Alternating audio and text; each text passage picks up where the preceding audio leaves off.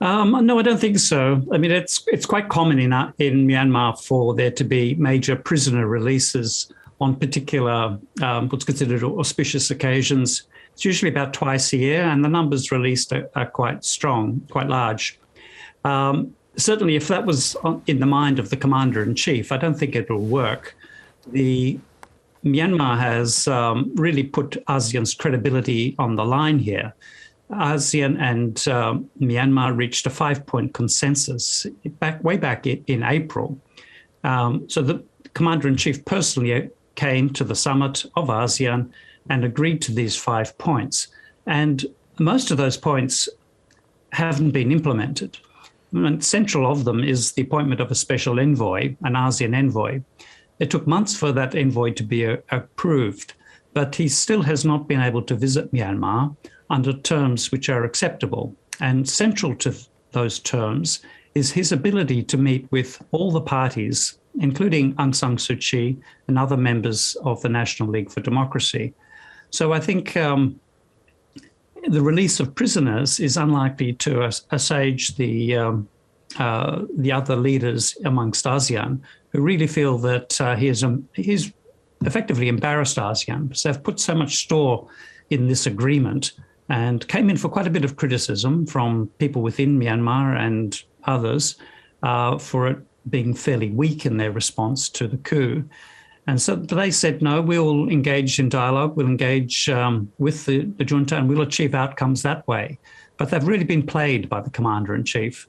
And the mere release of prisoners, I don't think will be enough to change their minds. They'll be wanting to see a lot more from Myanmar. Yes, so it brings into question then just how much influence ASEAN or any regional grouping or power can actually have on the junta going forward in terms of some meaningful return to democracy. Yes, I think that's right. I think, the United Nations, ASEAN, individual countries are all finding it very difficult to have any influence over the commander-in-chief. They have had decades of experience of being isolated, of having sanctions imposed on them, and they've managed to thrive themselves under these circumstances. I mean, as a group, a military group, not the country itself. Yes, and interestingly enough, they are blaming foreign interference for the current and very dire economic circumstances in the country. Well, I don't think anyone believes them in attributing the collapse in Myanmar's economy to anything other than the coup which they launched on the 1st of February this year. Indeed. So, among these protesters, is not Aung San Suu Kyi, not the Australian Sean Turnell, who was her close advisor. So no one who is any serious threat, as they see it, is going to be released. How do negotiations continue for those people to get a proper path through the justice system? Well, I don't think the justice system is seen by anybody as being fair or independent. It's a tool. It does essentially what's being asked of it by the commander-in-chief. So we're not looking to the courts for justice in Myanmar. There's no doubt that the commander-in-chief wants Aung San Suu Kyi to be in a position where she's not legally entitled to stand for elections again. Then he'll hold elections and claim victory. That's his game plan. And unfortunately, Sean Turnell's been caught up in this process because he's seen as a potential witness who could possibly, the case will be made, cause damage to Aung San Suu Kyi.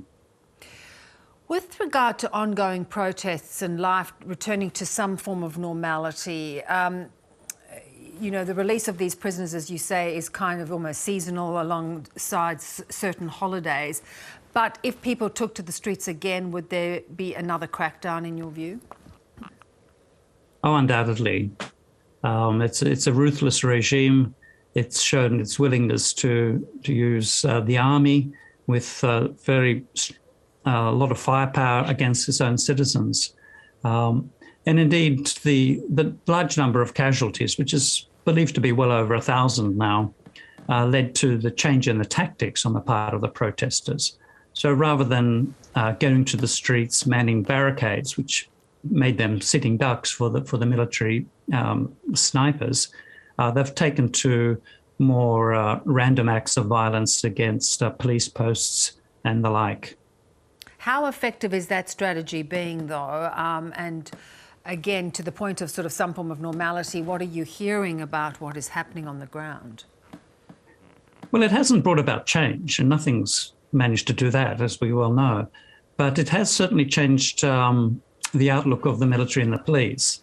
Now they have sandbags around all their outposts and live in fear of being attacked.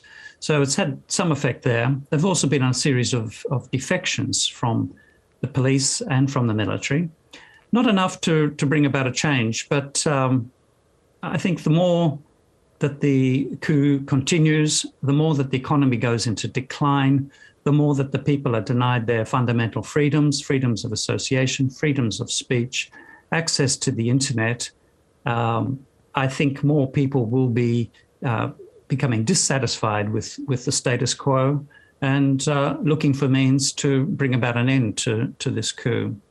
But when will that happen and how will that happen is very hard to say, and indeed whether it will happen, because Myanmar's military is a very large force. I mean, it's believed to have over 300,000 troops.